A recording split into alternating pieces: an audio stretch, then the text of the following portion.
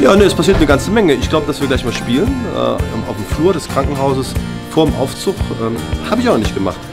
Freuen uns total. Ersten Kaffee habe ich getrunken, bin trotzdem noch sehr müde. Angeschlagen, die Nase zu. Und ja, ich glaube, das ist eine tolle Geschichte hier. Macht Spaß. Ja, wir von Radio Berg freuen uns total, dass wir The Hörch hier heute ins EVK nach Bergisch Gladbach haben bringen können. Und ich glaube, die Jungs freuen sich auch total. Und wir wünschen allen Jecken da draußen ganz, ganz viel Spaß bei den Jeckentagen dieses Jahr.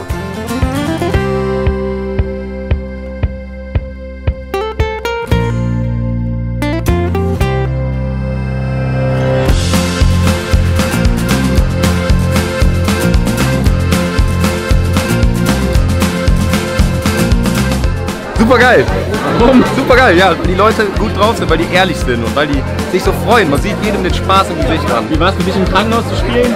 Dort bin ich ja gewohnt, ne? Ich meine, wenn man fast 20 Jahre da gearbeitet hat, ne? Aber es ist schon cool, es macht echt Spaß. Vor allen Dingen vor dem Aufzug, der die ganze Zeit auf mich zugeht. Sehr schön.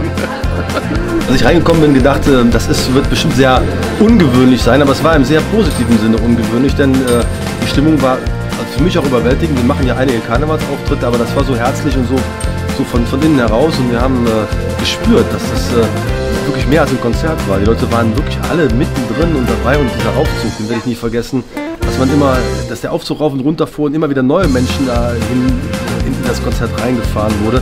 Also es war auch für uns ein super tolles Erlebnis und sehr einzigartig, muss ich sagen.